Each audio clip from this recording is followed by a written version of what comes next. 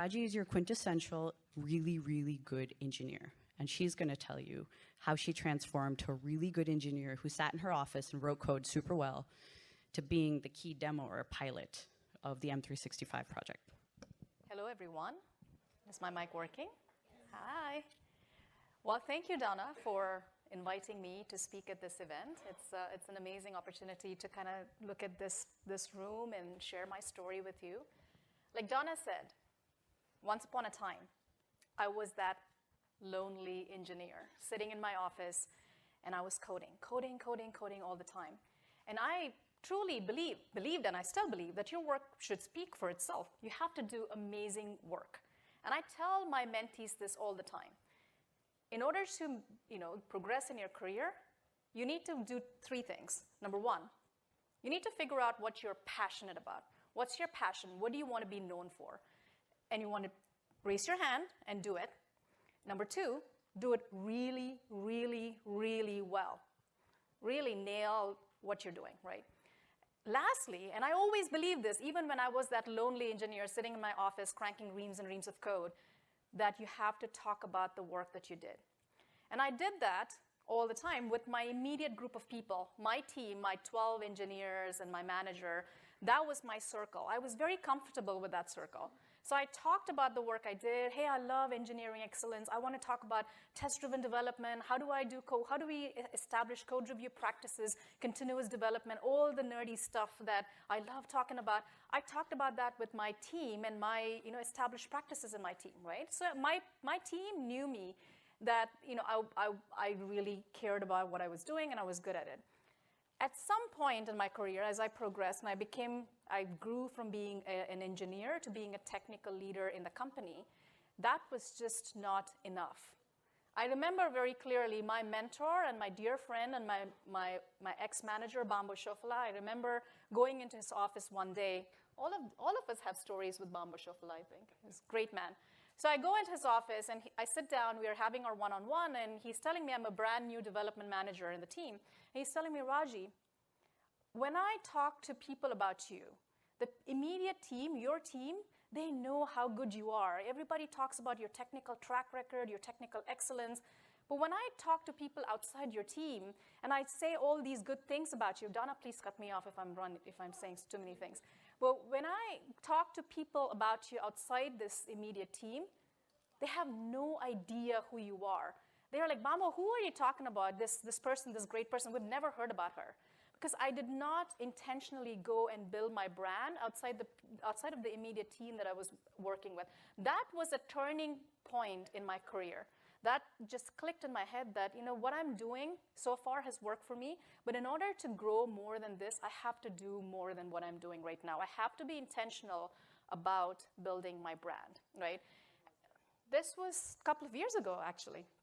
So this happened, and then Bambo told me that Bambo and Donna and Jeremiah and a bunch of other people, they had just started working on this project in Nigeria. It was the Insiders for Good initiative that they had just cooked up. And I loved it, except that I didn't know that I was going to be any good at it. The idea was that a group of people, very diverse skill set, marketing people, engineers, program managers, and salespeople, biz dev people, we were all going as a crew to Nigeria to learn more about how to develop software in emerging markets, but also how can we help mentor and coach entrepreneurs in Nigeria to stand up businesses for social good. This was part of the Windows Insider program. And so I said, you know what, I'm an engineering leader in this company. I have done a bit of engineering here, so perhaps I would be useful. I can talk to the entrepreneurs and coach them, which meant public speaking. I was not very good at public speaking, right? So I was not sure. It was completely outside my comfort zone. These are people I didn't know. These are not my immediate team. But I raised my hand. And that really did help, because that was the experiences that brought, that whole engaging in that crew brought, that has been so useful to me. So then, our paths crossed, Donna and my paths crossed, and one fine day as we were working on this project together, Insiders for Good, Donna looked at my brand online and she was not very happy. So she locked me. I'm not kidding. Literally, she locked me in a room. She said, hey, I want to talk about blah, blah, blah with you. Do you mind if I put some invite on your calendar for a couple of hours? Let's go to the Lincoln Center in Bellevue, and let's sit down and let's talk about some work stuff, right? So I thought it was a work meeting. I accepted it. She locks the door, and she says, open your browser. Go into incognito mode. Search for your name. What do you see? And I searched for my name. I'm known as Raji Rajagopalan at work. Searched for my name. The first link was some random dude. The second link was an Indian woman who's living in India, not me at all, but it's very easy for people to get her confused with me. So my brand and her brand would just get mixed up, right? So I was not happy too.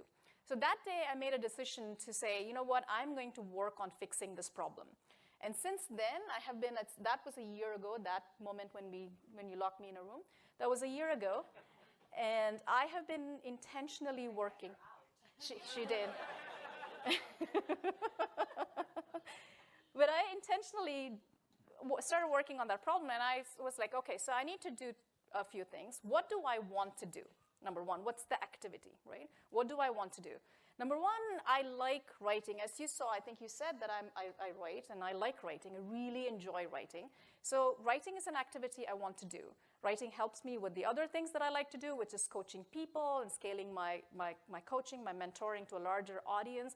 That's really helpful, and I like to, that's a way in which my creativity can be unlocked as well, so that's good. So writing is the activity I want to engage in. Number two, what's my platform? Right? So you have to pick your platform. For me, professional brand was the one that I wanted to improve. So my platform obviously was LinkedIn, right? So I intentionally said, I'm going to write, and I'm going to use LinkedIn. This is how I'm going to reach my audience. So since that moment, that day, a year ago, I have been building up my content on LinkedIn. I have been writing. I think now I have 14, 15 articles on LinkedIn. So I encourage you to search for me on LinkedIn and add me and read my articles. But that really helped in the sense that now I'm actually, I'm looking for a new role, which I have been looking for a new role for a couple of weeks now.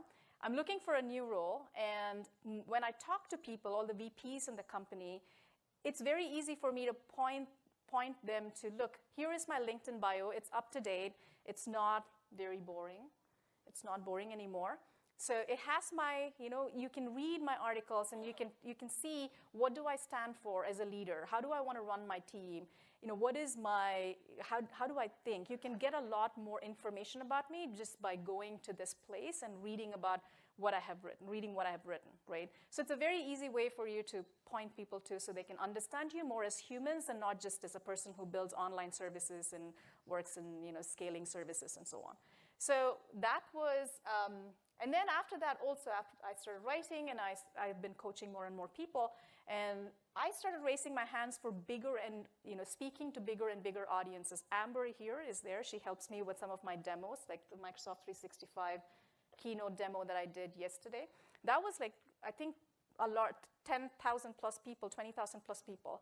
Before I started doing these keynote demos, it was the largest audience I had spoken to was 300 people at our Fun All Hands, where Donna pushed me outside my comfort zone to speak to 300 people. And I was so nervous. And believe me, even when I'm writing, the first time I wrote and I hit that publish button on LinkedIn, there is that fear in you always. Especially if you're introverted and you're like, what are people going to say? Maybe what I say, what I write, people will not like what I'm saying. What will people think? What if I fail? What if I am standing in front of all those 10,000 people and I just forget all my words? And all these people are watching, all my VPs, the CEO of the company, everyone is watching. It would be a catastrophic failure, right? So that fear is in you always. And that fear, actually, the writing on LinkedIn helped me get past that fear, because 14 times, or how many ever articles I've published so far, I've hit that publish button, and I've dealt with that fear in the pit of my stomach. And every time you do it, you overcome that fear. It really helps in raising your hand for bigger and bigger things. And yesterday, I was standing in front of 12,000 plus people. That fear was there. but you just need to learn how to deal with it and say, you know what, this is important for building your brand and spinning your tail, as Donna calls it. So that's my spiel. Hopefully I didn't take Thank more you. No, so